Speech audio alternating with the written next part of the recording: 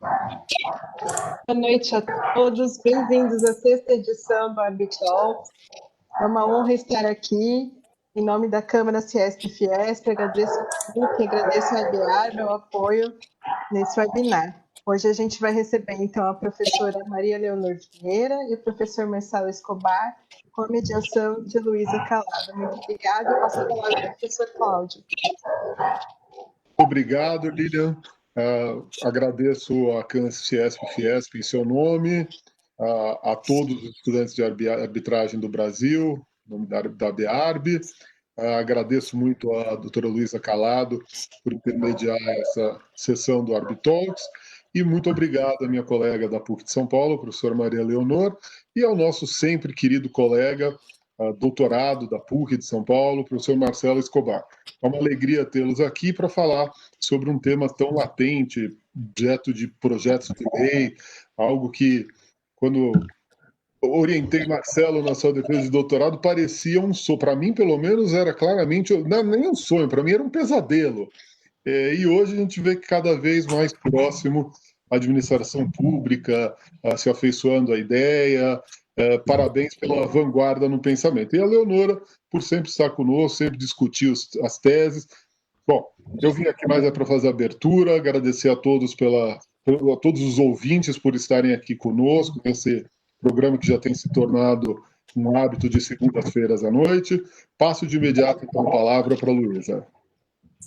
Obrigada, Cláudio. Boa noite a todos e todas.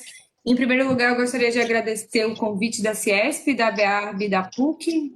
Agradecer em especial ao professor Cláudio também por essa oportunidade de participar do sexto Arbitalks. E dizer também que é uma honra poder mediar essa conversa, que conta com a ilustre presença do professor Marcelo e da professora Leonor. Nosso tema de hoje, como dito pelo professor Cláudio, é arbitragem de direito tributário. E eu vou iniciar aqui nossa conversa colocando algumas questões à professora Leonor e ao professor Marcelo. No final, a gente vai passar para as perguntas feitas pelo público no decorrer do debate. Então, agora eu vou passar para a primeira pergunta. Professora Leonor e professor Marcelo, pergunto se vocês entendem que na arbitragem tributária poderia ser discutida a constituição do crédito tributário ou não. Professor Marcelo. Quer começar, professora? O que a senhora deixa em suas mãos? Que eu fale, que a senhora fale. Cláudio, muito obrigado pelo convite. É uma honra estar aqui participando com vocês dessa conversa sobre arbitragem. Uma conversa que tem sido muito provocada e tenho me sentido muito provocada pelo professor Marcelo Escobar, num curso do IBET que fizemos recentemente, e a matéria tributária que tem sido chamada para todas as coisas a toda hora. E nessa pergunta muito difícil da Luísa, eu acho que é uma das perguntas mais complexas que tem. Eu vou, não usando lei de Fez, Marcelo, mas eu puxei aqui, porque o Marcelo, quem entende efetivamente de arbitragem é o professor Marcelo Escobar. Eu trabalho com tributário, estudo tributário, tributário é o meu mote no direito, e isso me deixa assim, muito à vontade, Marcelo, porque justamente por isso que eu quero falar antes, para ouvir você. Porque a Constituição do Crédito Tributário, a gente sempre estuda essa Constituição do Crédito Tributário nesse sentido de formalização do crédito, né? Ocorreu um fato no mundo físico, na linguagem do professor Paulo de Barros Carvalho, o evento no mundo físico, o evento efetivamente ocorreu, nasce a obrigação de pagar tributo. Mas ela precisa ser vertida na linguagem competente, isto é, precisa estar escriturada, precisa estar constituída neste sentido de formalizada. Nesse sentido é que eu entendo constituído, no sentido de formalizado, de apontada, de uma fotografia, como se fora uma fotografia daquele fato acontecendo, né? Então, se eu oferir rendas, agora fiz a minha declaração de imposto sobre a renda, agora não, há uns meses, né? Fiz a minha declaração de imposto sobre a renda, eu estava ali formalizando o crédito que tivesse nascido para verificar se eu tinha imposto a restituir ou se eu tinha imposto a pagar. Se eu não tivesse colocado nada e a administração pública não percebesse, ou não nesses próximos 5 anos, não percebesse que eu dei causa àquele oferimento de rendas, como diz o professor Paulo, não aconteceu nada no mundo. Então, ele precisa ser vertido na linguagem competente. Se, nessa pergunta da Luísa, se pode ser discutida a constituição do crédito tributário, penso eu que por conta das características da relação jurídico-tributária, que se forma, que faz esse vínculo entre o fisco e o contribuinte, quando nasce essa obrigação, o núcleo da obrigação sendo o pagamento do tributo, eu acho que este primeiro momento talvez não pudesse ser por arbitragem a ser feita este lançamento, esta Constituição, este lançamento nas várias modalidades que ele tenha.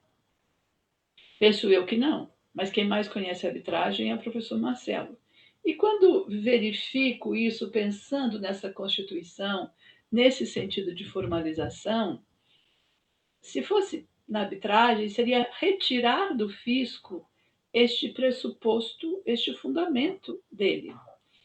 Não sei, Marcelo, se muito ligado, talvez eu estivesse, ao artigo 142 do Código Tributário, que a gente tanto estuda, que o lançamento constitui, eu leio, formaliza o crédito tributário, ele pudesse ser por arbitragem. Penso eu que não. Seria uma redução dessa função privativa da administração pública, que é de lançar o crédito para que ela tenha direito àquela receita. Mas quero ouvir o Marcelo também, enquanto estou acabando de formular minha ideia aqui, professor Marcelo. Que honra estar aqui com você e com Luísa para a gente discutir essa matéria.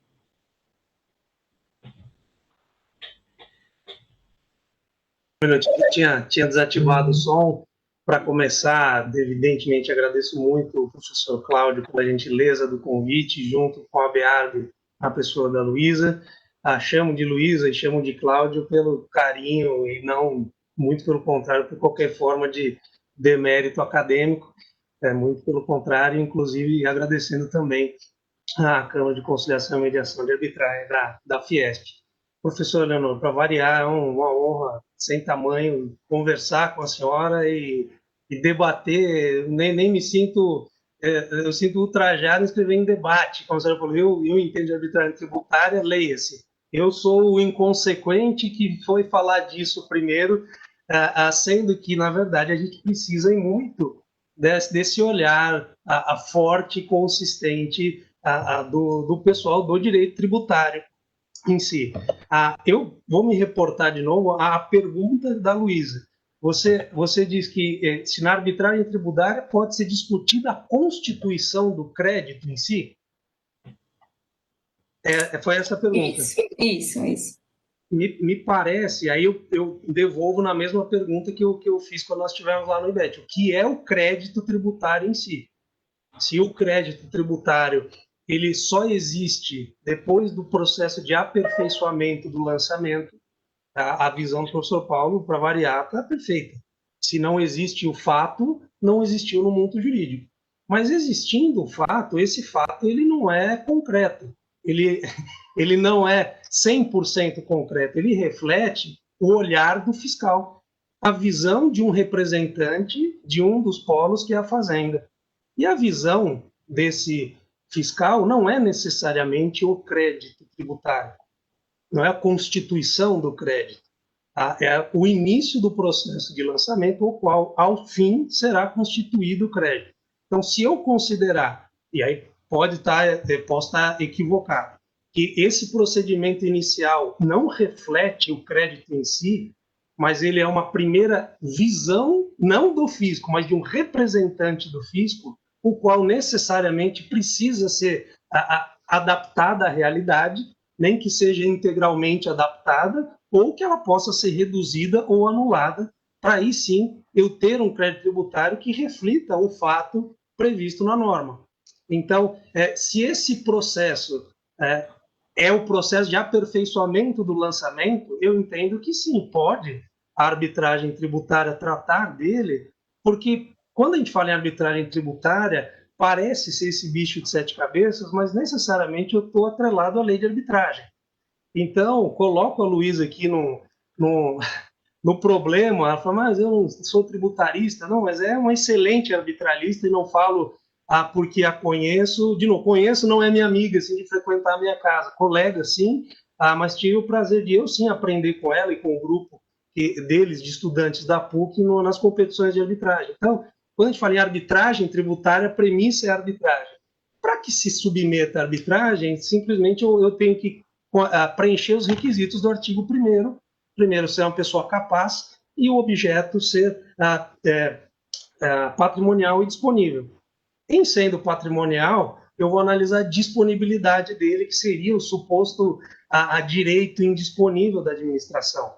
Mas aí, fazendo essa construção, esquece a arbitragem tributária agora, um parêntese, se no próprio processo de aperfeiçoamento do lançamento, ou o nome que se dê de constituição do crédito tributário, a lei permite, através do processo administrativo tributário, que ele seja reduzido, mantido ou anulado, me parece que esse requisito da disponibilidade eu conseguiria preencher nesse primeiro momento.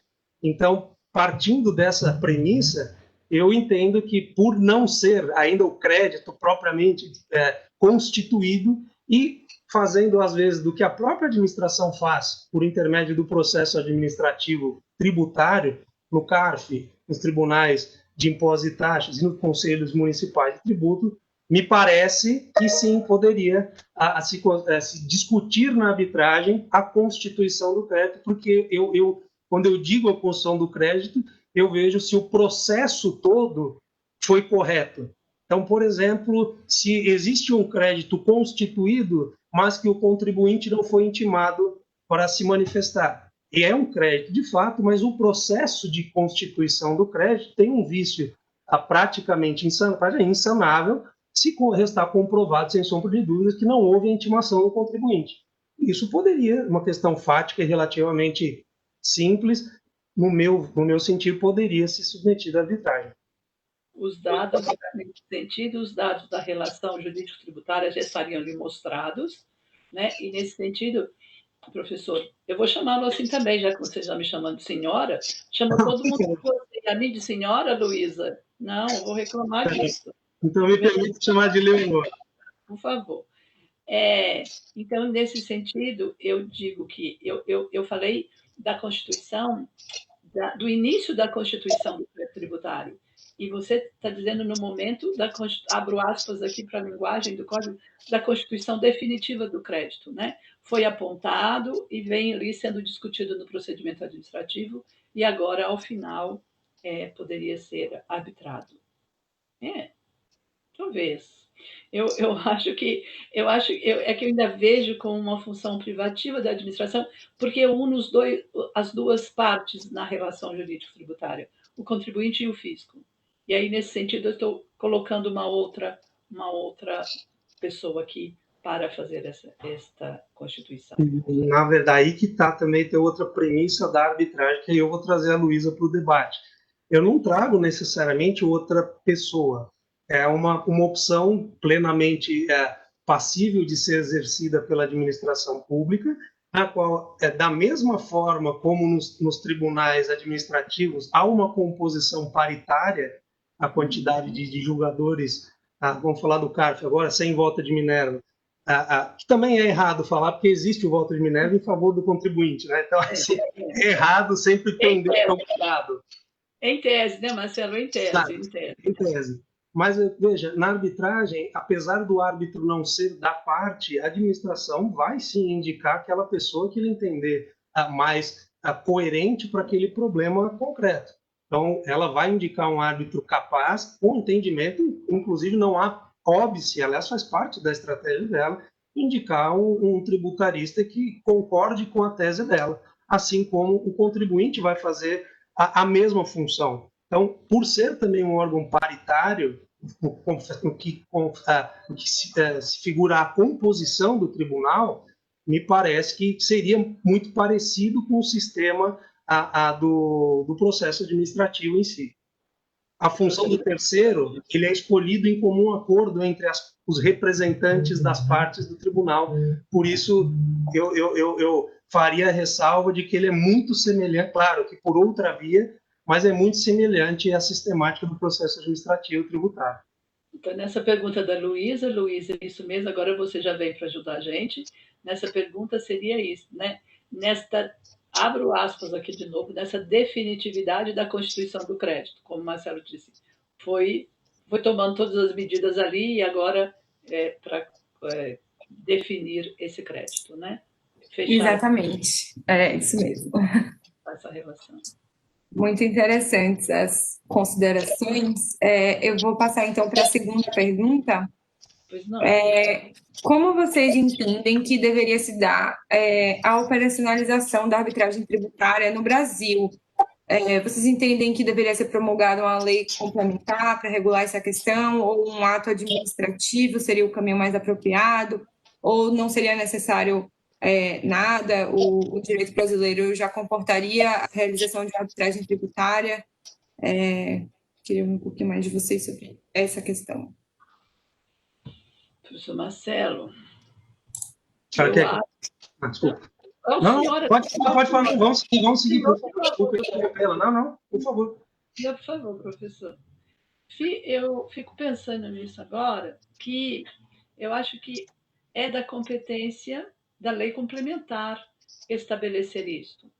Acho que não pode pegar carona na lei de arbitragem que já exista, ou nas outras que estejam por criar, e nem ser feito por um ato administrativo. Luísa, tem para mim, com base na Constituição, lá no artigo 22, que compete à lei complementar cuidar de parte processual, tributária e várias outras que estão lá, acho que é o artigo 22 da Constituição, se não me engano, eu acho que seria competência exclusiva de lei complementar. Acho que um ato administrativo não poderia trazer esta inovação. Eu acho que a inovação tem que vir ali. Então, aqui a gente não vai ter tanto debate, porque eu concordo plenamente com a senhora, com o honor. Vamos trocar assim. Por favor. Veja, de novo, me atenda aqui a pergunta para como deveria se dar a operacionalização da arbitragem. Se deve ser promulgada a lei complementar para regulá-la, ou seria o ato administrativo? No que se refere à regulamentação, eu não acho que deva ser a lei complementar. Eu entendo que existe a instituição da arbitragem tributária, lei complementar eu não vou discutir. O que talvez traga assim, um tempero bem apimentado para o debate é que, no meu modo até de míope de ver, já haveria essa permissão no Código Tributário quando a gente faz uma interpretação sistemática, porque ele permite a exclusão do crédito pela sentença judicial transitada em julgado e, ao mesmo tempo, no 151, ele permite a suspensão através da concessão de liminares em outras espécies de ações judicial. E quando eu interpreto isso com a própria lei de arbitragem, onde ela equipara a sentença arbitral às outras sentenças emanadas pelo Poder Judiciário, e no artigo 18 diz que não cabe recurso, e seria, portanto, um título executivo judicial, o que é reproduzido, inclusive, pelo CPC, no artigo 515, né, me parece que já haveria previsão de exclusão, extinção do crédito e suspensão do crédito na lei tida por complementar, que é o CTN, que foi recepcionada pelo nosso ordenamento e, por tratar de normas gerais de matéria tributária, foi alocada como complementar fosse, como se complementar fosse. Uma vez, se esse debate, se não precisa escrever, pode ter arbitragem tributária, acho que é desnecessário, mas seria em lei complementar. Agora, a regulamentação, aí é uma questão importante, que bastaria um artigo, se vencida a minha interpretação sistemática, permite-se arbitragem tributária, ponto. Aí, a lei ordinária ela deveria, né, cingir-se em todos os aspectos, tanto federal quanto a competência residual dos estados e dos municípios, apenas e tão somente quanto à arbitrabilidade objetiva. Por quê? não tem que entrar em mérito do que é arbitragem, que já está regulamentado e, entre aspas, constitucionalizado pelo STF e pela lei de arbitragem. A lei de arbitragem não é arbitragem privada, ela fala de arbitragem lato. Arbitragem trabalhista, eu uso a lei de arbitragem. Arbitragem comercial, uso a lei de arbitragem. Arbitragem tributária, deveria usar a lei de arbitragem, sendo que o que tem que ser, de fato, muito customizado e aí com todo o cuidado do mundo, seria o regulamento de arbitragem, que esse sim eu defendo seja por ato administrativo, para que seja reservado à lei o mínimo possível para não dar margem a colisões diante do nosso sistema, onde há excessividade de discussão de constitucionalidade das leis, tão logo elas são promulgadas, e principalmente para evitar gasto desnecessário da administração pública, enfim, a levar à enésima potência todos os princípios do artigo 37. Porque existem muitos estados e municípios, a exceção a União, que não quer nem ouvir falar nisso na Câmara, que é a única que tem uma Câmara constituída, que é a SECAF, os estados e municípios não têm que criar e gastar com Câmara de Arbitragem. Muitos municípios sequer deveriam ter Câmara de Vereadores, eles não têm o mínimo de receita para aquilo. Então, num país como o nosso, onde tudo é motivo para desvio, isso não tem que ser feito pela administração, porque ela não tem esse expertise, ela não sabe como fazer. Isso deveria, sim, quem tem que fazer por ato administrativo. O ideal seria um único, mas isso evidentemente que chega a ser uma utopia, mas pelo menos que cada estado faça, olha, na sua lei de arbitragem, falando, olha, o regulamento é aquele que estiver disponível no site da PGE. E o site da PGE vai ouvir os contribuintes, vai ouvir a administração e fazer algo híbrido, sendo que a lei vai dizer, olha, em São Paulo o ICMS pode discutir A, B e C. Nada impede que no Rio o ICMS possa submeter A, B, C, D, E e F, porque é a competência de cada ente. E a gente evitaria de colidir com a lei de arbitragem, e aí eu encerro essa segunda pergunta, porque se não tiver no guarda-chuva da lei de arbitragem, não será arbitragem tributária. Tem um projeto de lei agora que eu não li, não tive acesso ainda, sendo submetido, salvo engano, inclusive, até pela Fiesp, junto com o SEBAR, e eu não li, não sei como ele vem sendo formulado. Mas se é um sistema à parte, pode dar o nome de arbitragem, mas vai ser apelido, não vai ser arbitragem, vai ser como a arbitragem de energia. A Luísa pode não ter mexido, mas já ouviu falar, que é extremamente criticada pelo primeiro passo, que ela primeiro é obrigatória, então ela vai de encontro a um dos princípios basilares da arbitragem, que seria consensualismo entre as partes. Marcelo, eu fiquei aqui pensando nisso que eu falei, também concordo, é lei complementar, como eu disse, por ato administrativo não é possível, mas quando você traz aqui, na suspensão da exigibilidade, que talvez pudesse ali, como permite, outras formas de suspensão da exigibilidade, com liminar, cautelar, ou tutelas antecipadas, em um específico ou outra ação. E lá no artigo 256, que cuida da extinção do crédito tributário, que a sentença judicial transitada em julgado ou a decisão administrativa, abro aspas, transitada em julgado aqui, definitivamente, será que isso já permitiria? Eu não vejo que isso já permitisse que a arbitragem que já fosse por meio de arbitragem essa decisão.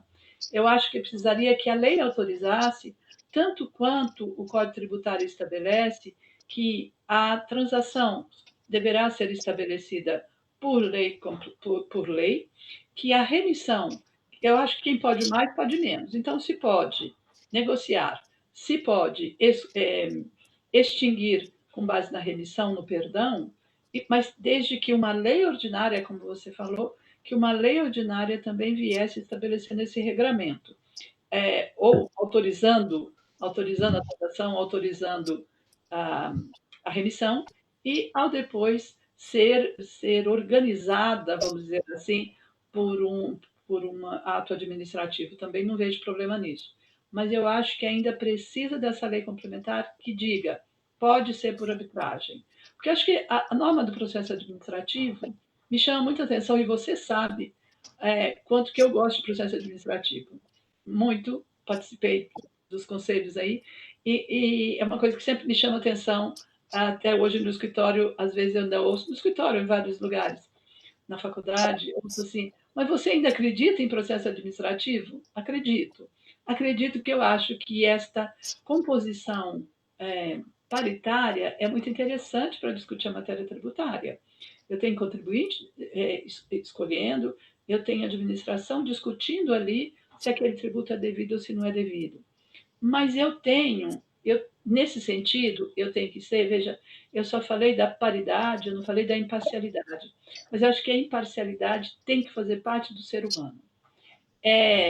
Não de estar representando o fisco, de estar representando o contribuinte, mas de estar ali para decidir aquela matéria, né?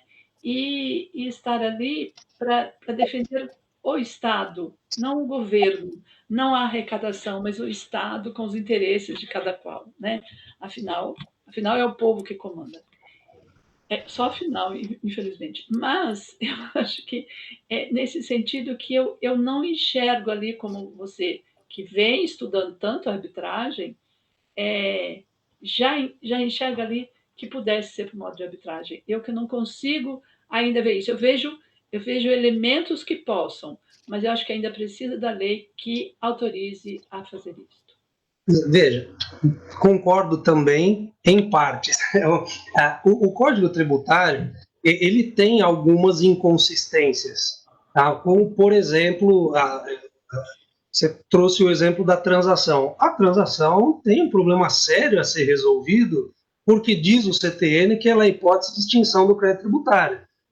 E não é. O fato de transacionar, eu preciso cumprir o que eu me obriguei naquela transação, que seria o pagamento, a dação, o pagamento, a transferência de um bem qualquer que seja móvel ou imóvel, para que, de fato, através do pagamento, seja extinto o crédito tributário.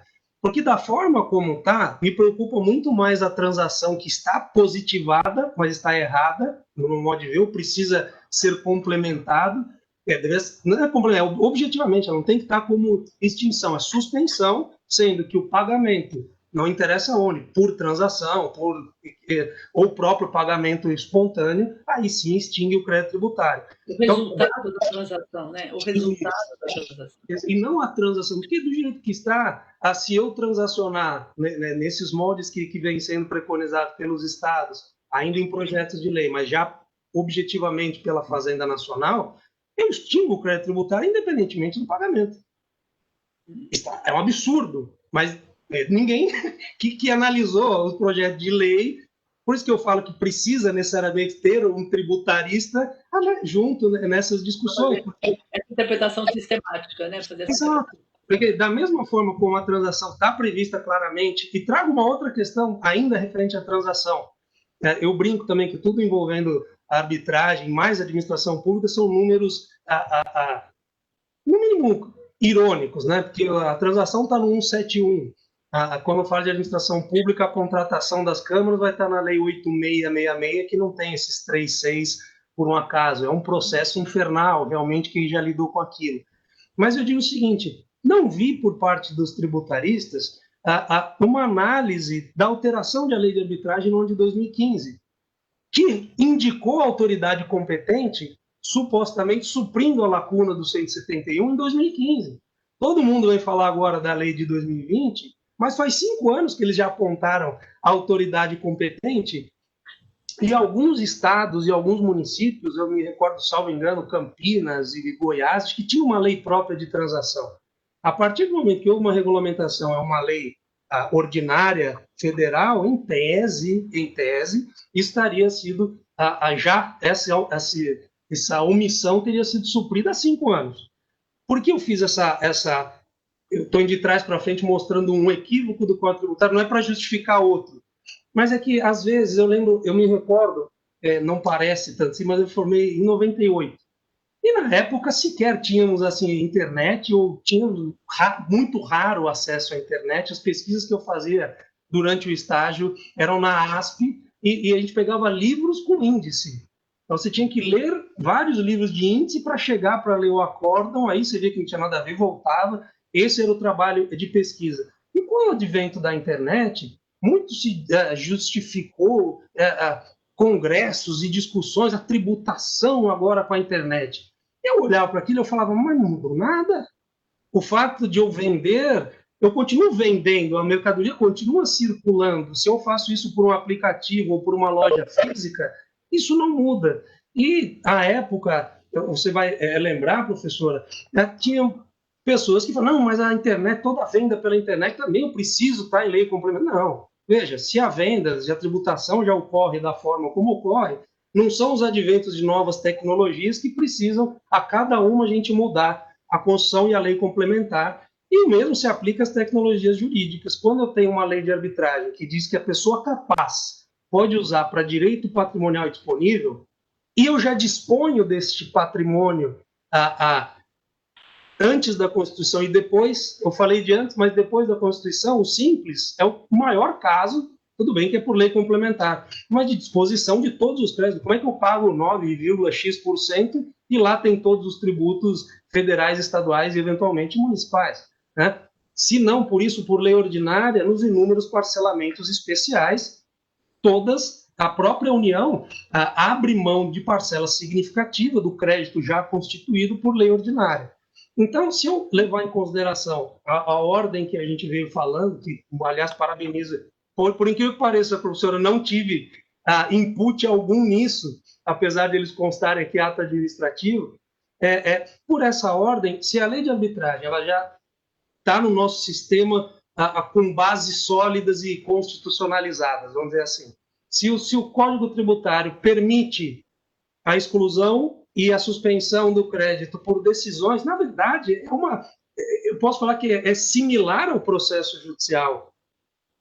É uma opção pelas partes, inclusive essa opção, a discussão veio da constitucionalidade em 2001, foi justamente porque era uma opção, uma vedação para o legislador e não para as partes. Então, se isso já existe, eu não sou contrário, evidente, é pôr a mais, mas eu tenho muito medo de pôr a mais, de novo, que mudaram a lei de arbitragem para falar que podia submeter a administração pública objetivamente, em 2015, pode a administração pública direta e indireta se submeter à arbitragem. E é um grande absurdo, porque o artigo 1º já dizia quem é capaz, se a administração pública é capaz. Em todo, não.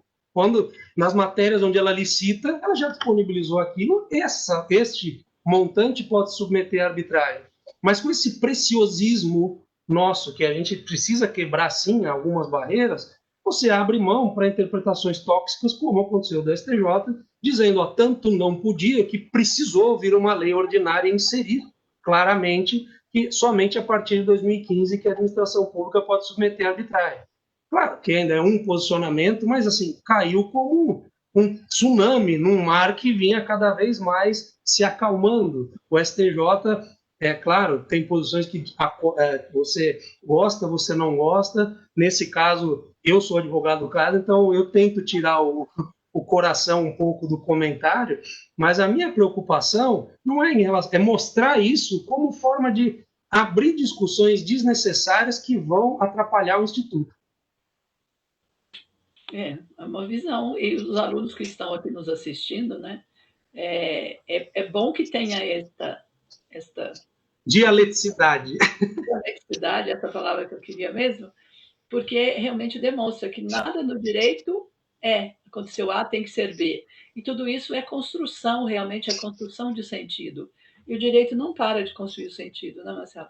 Eu acho que por aí, eu tendo a achar, Marcelo, mesmo depois de ter estudado ano passado, este ano, ter estudado muito arbitragem, mas eu acho que ainda precisa ter esta palavra autorizada pela Constituição, lá no artigo 5º, quando fala do processo judicial, processo administrativo, eu preciso ter este alargamento para abraçar também a arbitragem. Acho que ainda precisa, mas eu vou guardar aqui que Luísa, com certeza, a Luísa tem outras questões aí para a gente, e eu também quero que ela dê as opiniões aqui, Luísa, quero ouvi-la também. Só faço a ressalva que quando do julgamento em 2001, justamente, se não me engano, o voto do Sepúlveda da Pertence, ele analisou justamente esse viés, essa tessitura aí do problema, e falou, olha, na verdade, aqui realmente é uma opção aberta às partes. E a administração pública pode ser parte. Como eu disse, não em tudo, evidentemente que não em tudo, mas eu vou polemizar ainda mais. Eu não sei se tem gente fazendo perguntas ou se já dormiram, mas eu defendo que pode arbitragem. Defendi antes direito trabalhista, direito de família, direito penal. Evidente no direito de família, nós não estamos falando de guarda. Está falando de divisão de bens, de casal maior capaz e que pode ser dividido os bens também. Se quiser, isso pode ser submetido à arbitragem.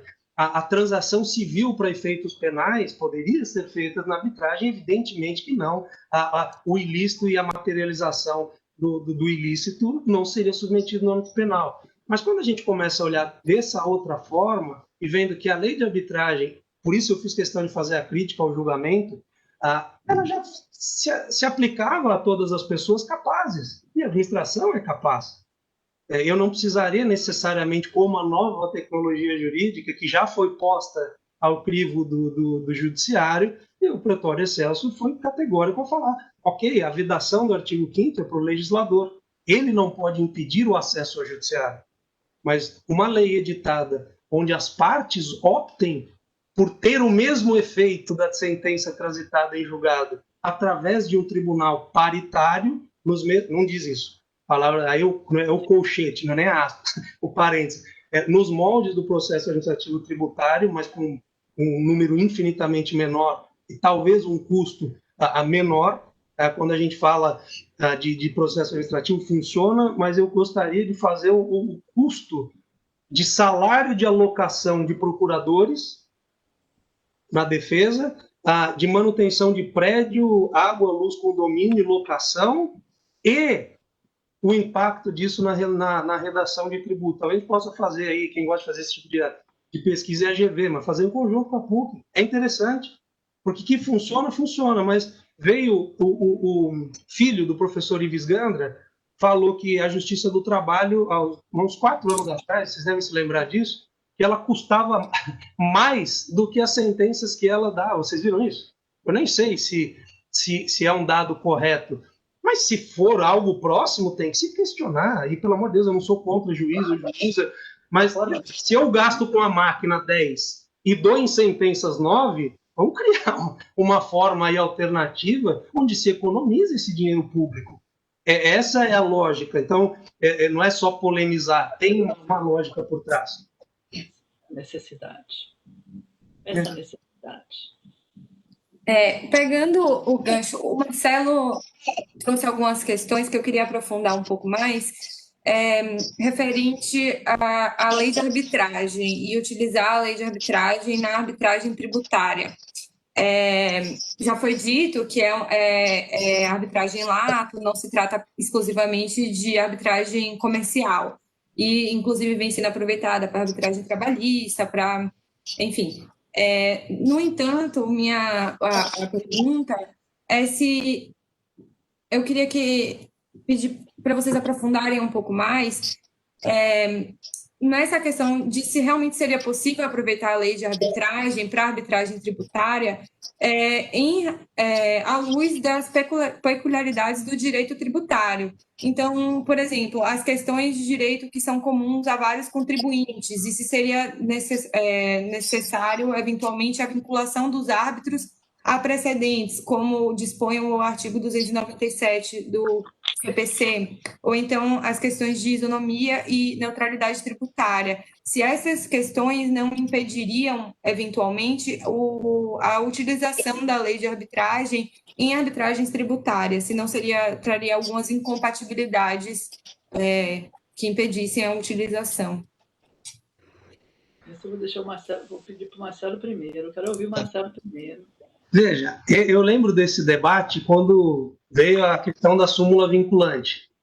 E ele não digo que ele é inócuo, mas tem uma outra pesquisa que eu já estou perdendo. Foi lembrei, no congresso que teve em homenagem ao professor Cláudio, no painel que eu participei estava o André Luiz Monteiro, do Cunha Emanuel, e ele trouxe uma pesquisa voltada à parte econômica do direito, achei interessante. Isso não tem a ver com economia, mas ele trouxe um dado que quase 70% dos juízes de primeiro grau não estão preocupados com súmula vinculante, repercussão geral, e eles acham que justamente isso reflete essa ausência de reflexo da súmula, dos procedentes vinculantes, vamos sintetizar dessa maneira, é justamente a independência do juiz, do magistrado, e que isso tem que ser assim mesmo.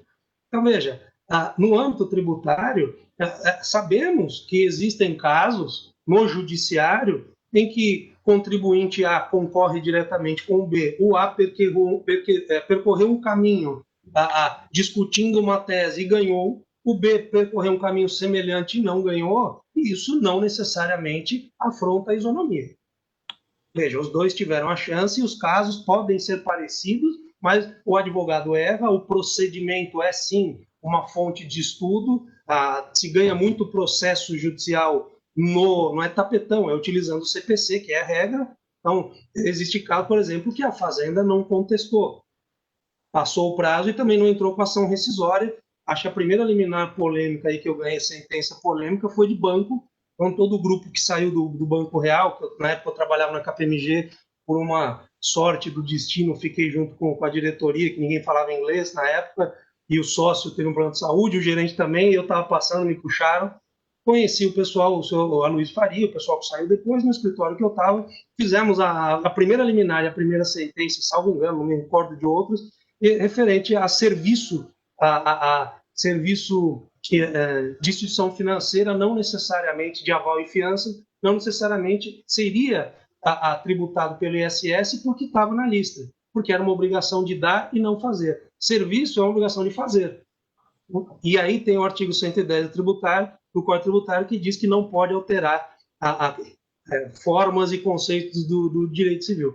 Quando sai essa decisão, teve um outro, no primeiro ou no segundo caso nosso, a gente fez com outro banco, que o município não contestou, perdeu o prazo e não entrou com a rescisória. Então, até hoje se discute isso lá no Supremo, mas aquelas instituições financeiras conseguiram um provimento judicial onde ninguém se questiona a validade ou corrupção, que não houve um fato de um equívoco, de utilizar-se de uma forma equivocada o procedimento. Então, trago todas essas, o que a gente já ganhou e a realidade que a gente sabe que não impacta, e já não impacta em grande centro, pelo amor de Deus, ainda quando você vai para os rincões de alguns lugares do Brasil. Não é regra, mas há juízes, inclusive em São Paulo, que estão completamente alheios, ele tem razão, ele pode fazer aquilo, ele não se submete aos precedentes vinculantes. No que se refere à arbitragem, não vou deixar escapar também, ela tem que ser observada, e veja, também não é um bicho de sete cabeças, que o CTN e a própria lei de arbitragem vedam o julgamento por equidade. Então, a arbitragem comum da lei de arbitragem pode se julgar por equidade se as partes assim anuírem. No que se refere à administração pública, isso já está afastado pela própria lei. Em consonância, no que se refere ao direito tributário, em consonância, tem uma dupla vedação ao julgamento por equidade. No que se refere à publicidade, não precisava, já está no artigo 30, já está lá na Constituição, mas tudo bem, refletiu na lei de arbitragem, dizendo que o procedimento vai ser público necessariamente. E aí eu acho que cabe como, sim, esse é um ponto delicado, mas que também seria competente para o regulamento, fala o seguinte, olha, tudo bem, tem precedente, tem súmula vinculante. O tribunal se julgou errado, compete ao advogado com as ferramentas que a arbitragem lhe dá, e são duas, uma que eu nunca vi na prática, questiona a Luísa, uma é o pedido de esclarecimentos. Veja, a função do árbitro, e aí me corrija, Luísa, se eu estou errado, antes de mais nada, dá uma sentença execuível. Se o árbitro incorre no equívoco de não conhecer uma súmula vinculante ou qualquer que seja uma repercussão geral do assunto, compete ao advogado, no prazo, que inclusive pode ser dilatado, na prática às vezes pedir esclarecimentos. E há também a segunda hipótese, que veio em 2015 e vi pouca gente falar, que é justamente o pedido de esclarecimento judicial, que veio também essa alteração em 2015. Tenho sérias dúvidas de como funciona, se o esclarecimento, o judiciário determina que a arbitragem supra, porque não pode o judiciário entrar no mérito, mas, enfim, são formas que você se obriga a agir para não deixar a sentença nula. E se nula for, porque foi contra a convenção de arbitragem, que pode estar claramente lá reiterado, que, olha, por isso que eu digo que o regulamento é importante, o regulamento traz as regras. Falo de novo, não existe a lei, com exceção da Nova Zelândia, no mundo que fale que a arbitragem é sigilosa. O sigilo da arbitragem, que todo mundo acredita, inclusive já foi oposto em relação à Receita Federal, quando em fiscalização, há 5 anos atrás, vem de regulamento. Então, a força do regulamento é tamanha que poderia nele, na cláusula, no momento de se assinar, a dizer, como muitas vezes os advogados conseguem criar, mas pelo menos os requisitos mínimos dessa cláusula, como observação por parte do precedente ABC ou todos os precedentes vinculantes, ou pena de nulidade da sentença. Me estendi, professora, desculpa. Não, por favor. Professora Luísa, eu concordo com o Marcelo, eu só acho que a sua pergunta específica foi se pode usar a mesma lei de arbitragem. Eu acho que não. Eu acho que a matéria tributária exige essas outras características, por conta dessa relação fisco-contribuinte, esse vínculo que se forma entre os dois. É uma relação...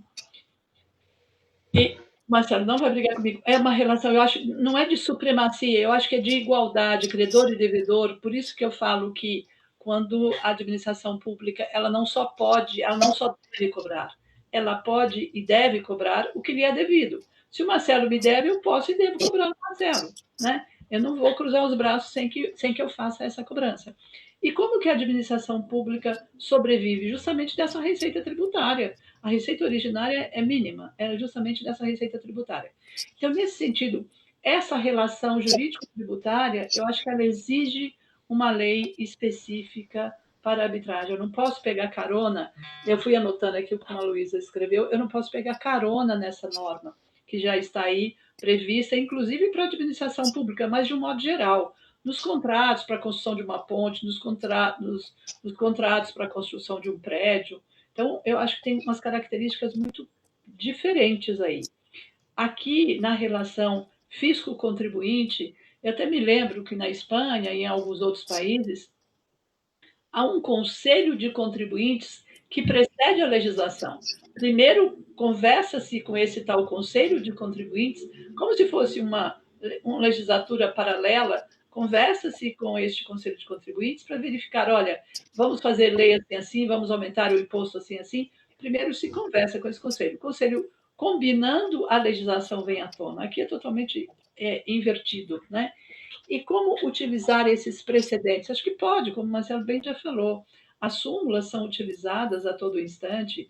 Os precedentes agora, abrindo um pouco mais de espaço dessas súmulas, os precedentes podem e devem ser usados, e isso realmente traz a busca da isonomia. Concordo plenamente com o Marcelo quando ele disse, porque julgou um caso A de um modo, julgou o caso B de outro, eles não são idênticos. Quando a gente está na faculdade, os alunos ainda de bacharelado, a gente pensa, não, os casos são idênticos. E você lê o Código de Processo hoje, você encaixa aquele caso especificamente naquele artigo, mas amanhã você vai ver um outro caso igual. Falar, já sei, aquele artigo vai servir para eu resolver meu caso. Nada. Quando você vai ler, parece que virou tudo do avesso, não significa nada. Porque você tem as características do caso, né? E o julgador, seja ele árbitro, seja ele do judiciário, seja ele do procedimento administrativo, ele precisa muito bem esmiuçar isso para ver como que ele vai aplicar aquele precedente, como que vai aplicar aquela súmula, se pode, se não pode aplicar, se deve, se não deve aplicar. Então, isso é muito minucioso, né? Então, se direito à linguagem realmente exige que você apure cada caso, apure no sentido, eu falo, apurar no sentido assim, igual se apura um doce. Você vai apurando um doce até que chegue ao ponto certo, né? Então, você precisa apurar realmente aquele crédito tributário, esmiuçar aquela relação jurídica e, se for o caso, aplicar os precedentes. Não acho que a ofensa à isonomia, não acho que a ofensa à neutralidade. A neutralidade deve estar presente em qualquer julgamento. Qualquer julgamento que a gente faça de qualquer coisa, a neutralidade deve estar presente, né? Então, acho, doutora Luísa, voltando ao início da sua pergunta, que realmente não dá para aproveitar a lei que já está aí. Eu acho que precisa de uma lei específica. Só me deu uma réplica rápida. Claro. E aí, esse é um ponto aí de aproveitar a lei de arbitragem, que eu vejo qual peculiaridade eu precisaria customizar da lei. Ela só fala quem pode ser árbitro, ela só fala requisito da sentença e praticamente são os mesmos do CPC. Os impedimentos dos árbitros, 90% da parte em si, da forma como a arbitragem é regida, ela vem do regulamento. E aí, de novo, que eu remeto à questão da força do regulamento. E, evidente, a arbitragem é processo, a arbitragem é contrato, a teoria mista, mas o próprio CPC elenca no cumprimento de sentença, por exemplo, a Fazenda Pública, que as regras do cumprimento de sentença normais, vamos chamar assim, se aplicariam à Fazenda Pública, ou seja, há prerrogativas, sem dúvida alguma, tanto que o prazo no judiciário é em dobro agora, antigamente era em quádruplo para contestar, em dobro para recorrer, mas na arbitragem, por que não há essas prerrogativas? Porque você vai sentar com o procurador, com aquela banca específica, ele vai analisar, olha, eu estou grávida, tudo bem, vou esperar mais, claro. Olha, meu sucessor vai vir e precisa de um mês para se inteirar, não pode ser nos mesmos 20 dias que foi concedido a vocês. Então, assim, essa acho que é a única grande divergência de todo o debate, o que eu me sinto muito aliviado, porque, como eu disse mais uma vez, conversar, eu vou falar senhora, mas não, por favor, a Maria Leonor, aqui, em termos de questões tributárias, não é que é difícil, mas sem dúvida alguma, há um respeito tamanho que é a mesma forma quando você chega diante de uma celebridade, né? Você não chega para o Leonardo DiCaprio batendo nas costas, fala aí, Léo. Não, é isso. E fico muito feliz de que, assim, é evidente que as opiniões não são as mesmas, mas caminham para o mesmo lado. E essas arestas, como ela mesma levantou, são importantíssimas para serem discutidas nesse ambiente que é o acadêmico, para a gente evoluir. Não tem o certo ou errado, o dono da matéria. O importante é a gente conseguir, eventualmente, com que esse instituto fique em pé. Porque isso, seja do que eu imagino, do que você defende, do que outros defendem, isso vai ser realidade em breve. A Covid faz com que o Estado também não tenha receita, porque a partir do momento que o particular não fatura, não tem tributo. E tendo o projeto do senador Anastasia, meu Deus do céu, se passa do jeito que está, vamos ter que todo mundo nos dar as mãos lá, que independentemente de gostar ou não de um pensamento, a gente vai ter que lidar com aquele, que é pior do que todos esses que a gente consegue moldar em discussões extremamente proveitosas como essas. Porque, afinal, eu só queria uma coisinha aqui, Luísa, porque, afinal, eu sou obrigada a pagar tributo, eu não contribuo porque eu quero. Eu não pago, ai, que vontade de pagar imposto. Ninguém vai pagar tributo porque está com vontade de fazê-lo. Vai pagar porque é obrigado a fazê-lo. E eu só posso fazê-lo dentro naquela quantidade, naquela qualidade, naquele tempo que é devido. Então, eu sou obrigada a fazê-lo. E, nesse sentido, que eu falei desta receita que o Estado precisa eu falo que a aula mais difícil que tem em matéria tributária, eu sempre falo isso para os alunos, Marcelo, que a aula mais difícil em matéria tributária, seja na faculdade de Direito, de Administração, de Economia, de Medicina, de Engenharia, qualquer uma sempre tem uma parte de Direito Tributário, a primeira aula é a mais difícil. Por que o Estado tem que arrecadar tributo? E a resposta a gente sabe de cor, né? Para desenvolver as atividades que lhe são próprias. E sempre alguém pergunta, mas como, professora, que se não cumpre isto? Pode mal cumprir, mas minimamente cumpre lá. Com estradas, agora eu não quero falar de escola nem de saúde. Com estradas, com construção, com outras coisas, né? Mas, senão o Estado não tem como funcionar como Estado, se ele não tem como desempenhar isso. Então, é essa relação que eu falo que é diferente, na relação fisco-contribuinte, contribuinte-fisco. Numa posição de igualdade, mas credor e devedor ali, cada um na sua, vamos dizer assim. Sim, Luísa. A gente tem algumas perguntas aqui, então acho que eu vou começar a trazer a pergunta do pessoal que está assistindo a gente, em função do tempo. A Camila Simão perguntou o que os palestrantes acham do projeto de lei número 4.257 de 2019. Acredito que o Marcelo já adiantou um pouco o posicionamento dele, mas a Camila Simão fez esse questionamento aí. Já falei algumas vezes que eu devo ser bipolar, porque ao mesmo tempo que eu fico feliz com um projeto de lei que vai trazer arbitragem tributária, eu fico extremamente preocupado de trazer da forma como ele traz.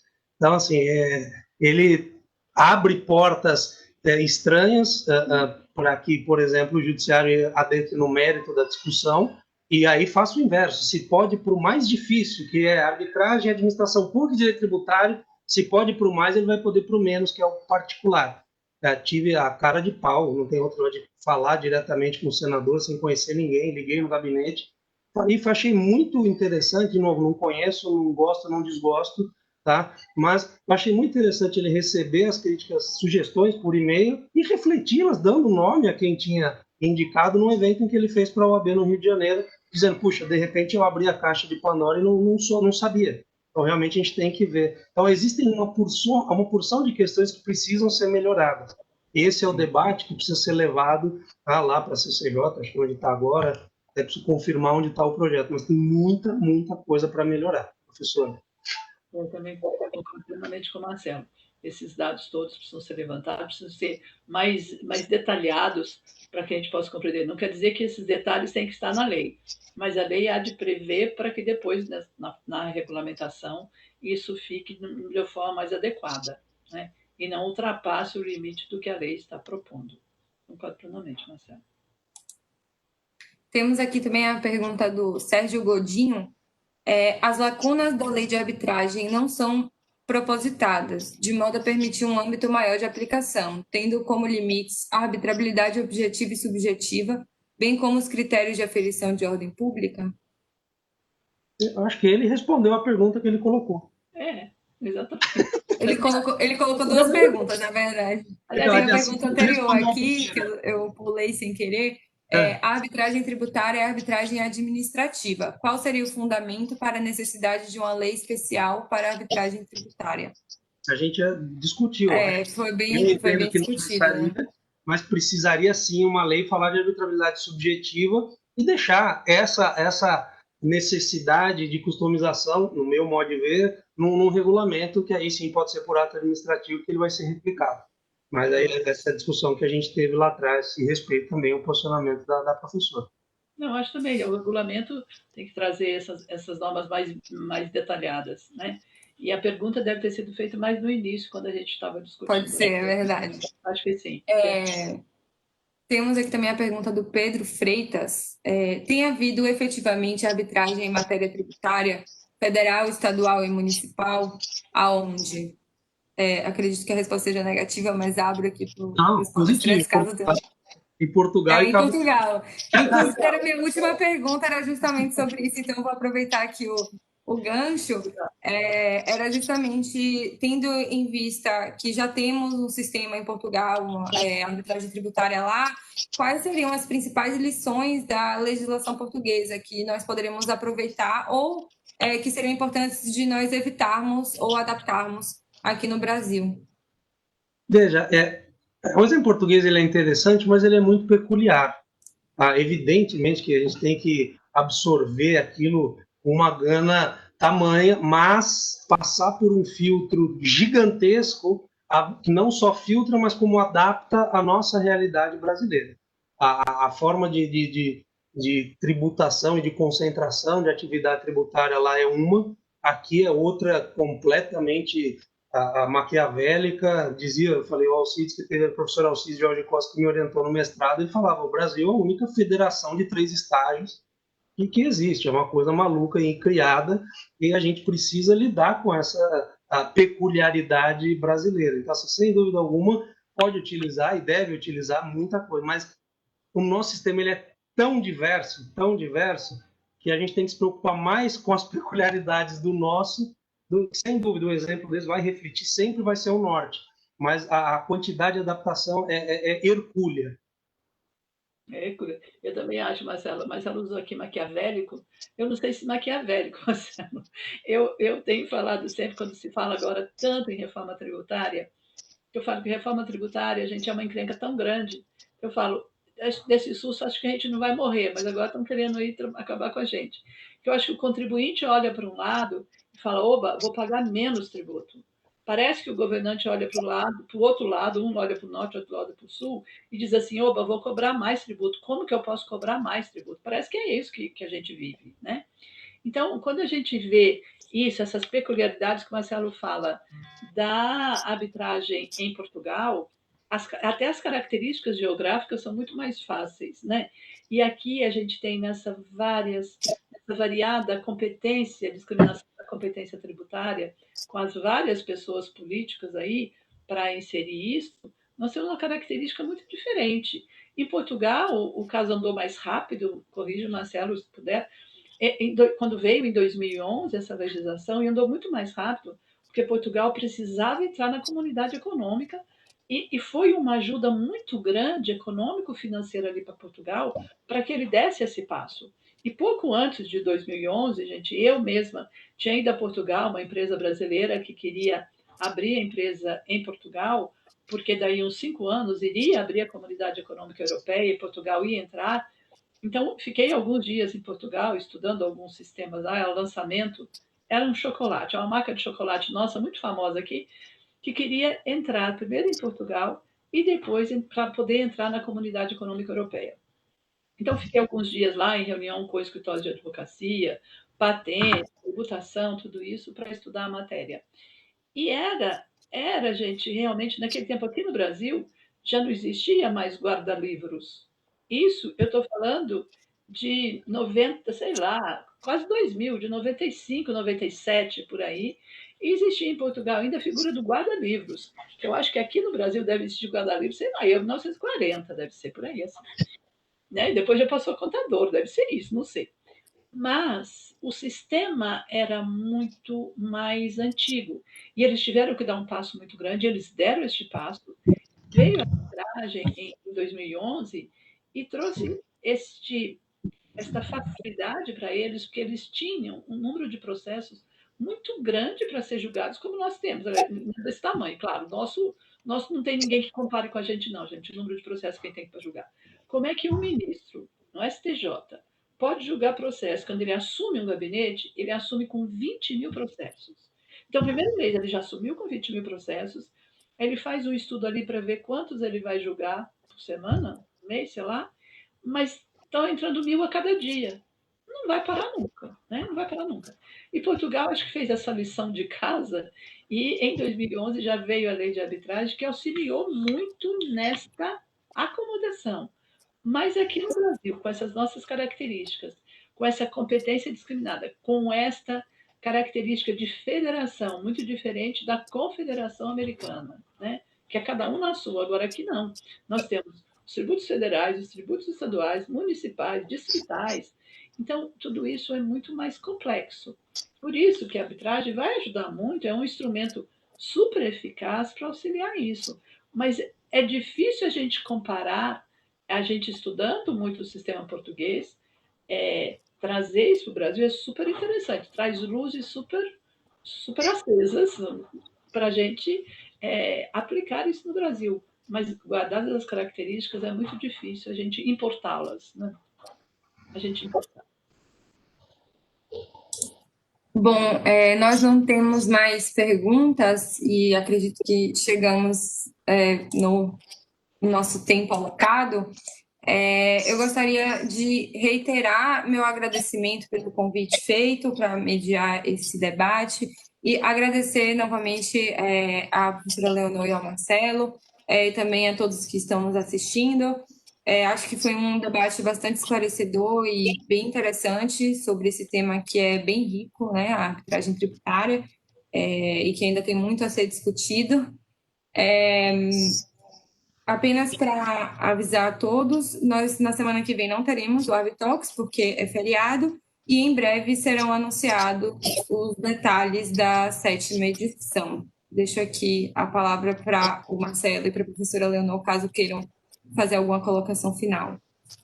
Olha, eu quero só agradecer muito, Luiz, a sua gentileza de sempre, a professora Leonor também, nossa, como eu disse, é um prazer incomensurável. Tivemos juntos algumas oportunidades e o mais gostoso é que cada conversa tem um viés diferente, tem um capítulo novo e esse fôlego novo é fantástico, é maravilhoso. E, sem dúvida, agradecer a Tucan Fiesp, que possibilitou, mas quero chamar a atenção, gente, ao professor Cláudio, que organiza isso dentro da PUC, já foi esse ano objeto de calorosas homenagens, inclusive pela própria Luísa, por todos que participaram, escreveram livros, a gente fez, mas eu não deixo de dizer toda vez que o Cláudio, e aí não o professor, só tem o professor Cláudio amigo, Cláudio pai, ele é um exemplo nos inúmeros segmentos da vida dele que eu conheço.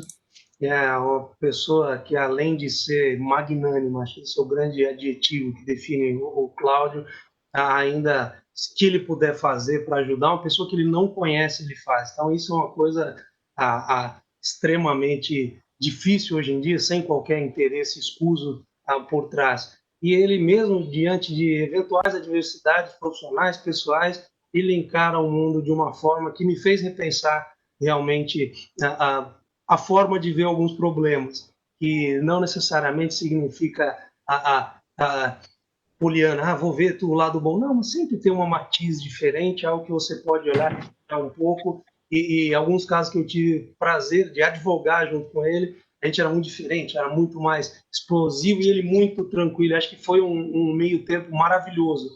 Então, quero fazer essa ressalva, o tempo que ele se dedica a auxiliar os alunos de arbitragem lá também é fantástico. Então, feito esse registro, eu encerro aqui agradecendo mais uma vez a todos e passo para a professora Leonor. Luísa, eu quero realmente, em seu nome, professora Luísa, agradecer muito ao professor Cláudio, que eu convivo muito na PUC. Gente, desculpa, eu falo aqui na PUC porque eu moro ao lado da PUC. Não parece que eu estou dentro da PUC. Para mim é assim, aqui na PUC. Aqui na PUC, a convivência com o professor Cláudio de muito tempo realmente transcende isso que o Marcelo falou. Transmite essa segurança, transmite essa tranquilidade, e por isso agradeço muitíssimo ao professor Cláudio por este convite, a Luísa, a Câmara de Conciliação e Arbitragem da Fiesp e Ciesp, e aqui abrir esse espaço para os alunos, que é tão relevante justamente para a gente provocar os alunos, porque o mundo que os alunos vão viver é muito diferente do que nós vivemos, dessa luta toda da gente abrir todos esses espaços. O Marcelo há tantos anos aí estudando arbitragem, o professor Cláudio provocando os alunos para tudo isso, e isto é incentivador e acomoda o nosso coração.